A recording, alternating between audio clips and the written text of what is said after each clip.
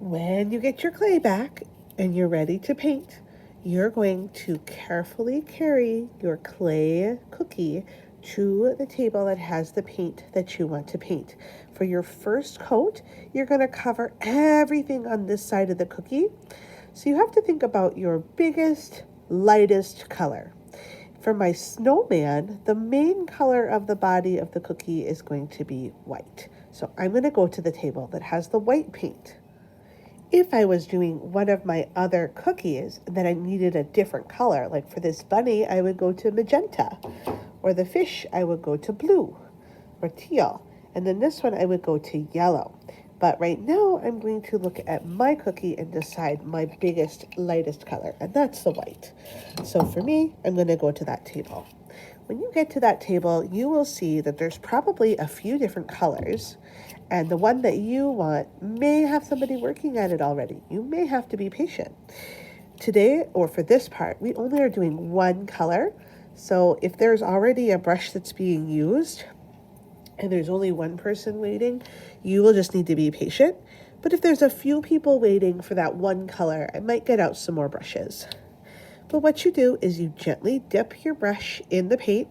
Notice that I didn't go all the way down as deep as it can go and swirl around a bunch. I just have to dip. And then I can take my brush, because it's a big tough brush, and do like a poking motion. My goal is to cover my paint with this color my clay with this color of paint. So I can go get some more and dab it on.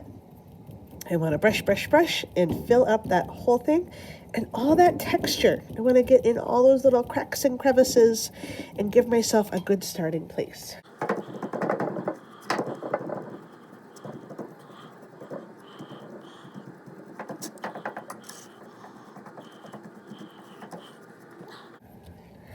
Now from here, I do also want to carefully pick up my cookie and paint the sides or the edges.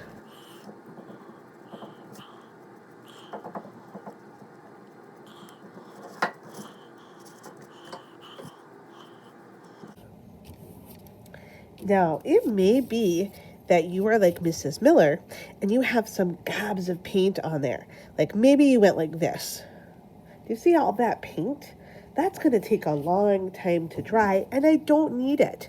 So I'm going to take my brush when I'm all done painting that top coat, and I'm going to wipe off the extra paint off of my brush, and then use my brush to sort of smooth down those paint mountains so that the paint can dry more quickly. If you feel like the paint didn't cover your cookie and you need to do another layer, you could do that.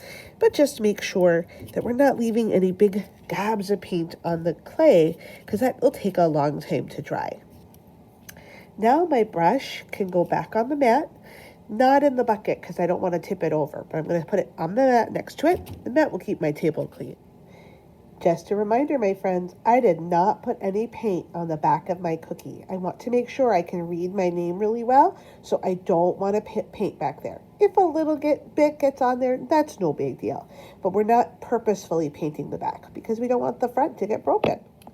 When I'm done painting my cookie, I'm going to leave it here to dry or go put it where Mrs. Miller told me. And then I'm going to go wash my fingers using a sponge and then go to the next activity while I wait for this to dry. Now that my cookie is dry, I'm ready to move to the next table where I'm going to paint the next colors. I always want to work from lightest to darkest colors, so any oopses can be covered up. I would want to pick up my cookie and carry it with two hands, sort of cradling it in my hands to move to the next table. In this case, I'm going to paint some yellow buttons. I'm going to go to the yellow table that has the yellow paint and use one of the smaller detail brushes. If one of my bigger brushes are still there, I'm not going to use that one because this is a small detail. So I'm going to use a small brush. So I'm going to pick up a little yellow paint and paint my buttons. It's better to just paint the top of the buttons rather than getting yellow all over the snow part of my snowman. It's okay if I don't paint all of everything. It will still look really good when I'm done. I'm also going to add a little yellow to my scarf because I like how bright and happy that looks. Now I'm going to put this brush on the table, pick up my cookie, and go to the next table. I'm going to paint some orange on my nose.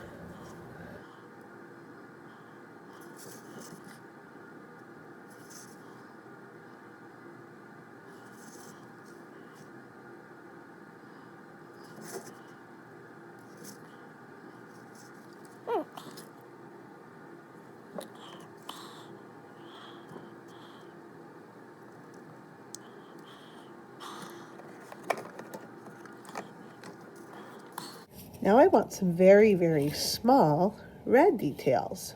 So instead of using a small brush, because the things I want are so small, I'm actually going to use a bent paper clip to help me paint my tiniest details. If the color you want doesn't have a pen tool yet, you can ask Mrs. Miller to get one for you.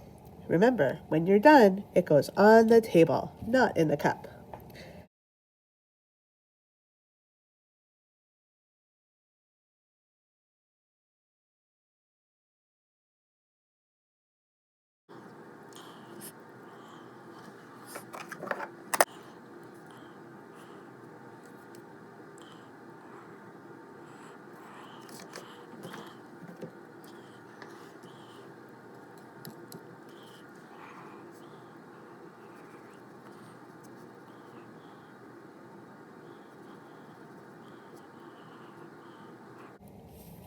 For parts of your cookie that wrap around the edges, it's nice to extend them and wrap around with your paint as well.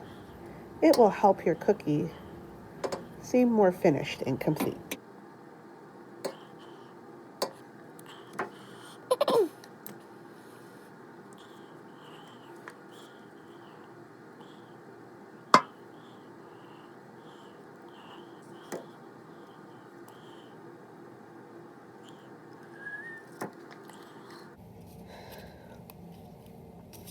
The last step of any cookie is to add black if you need it.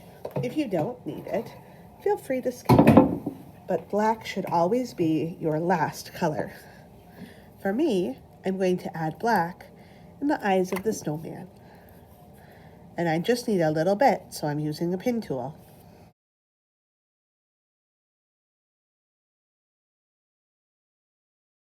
Oops, I made a mistake.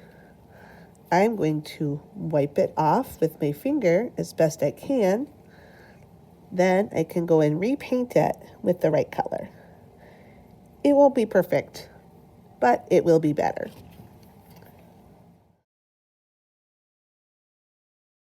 Then I'm going to add some white shine. However, I don't want to do that when the black is wet. If I paint over wet paint, it will make the paint that I use all messy and mix up the colors. So I have to wait a little bit. I'm going to wave at my clay or maybe blow at it to help it dry. Now that my paint is mostly dry, I'm ready to add my little bit of shine.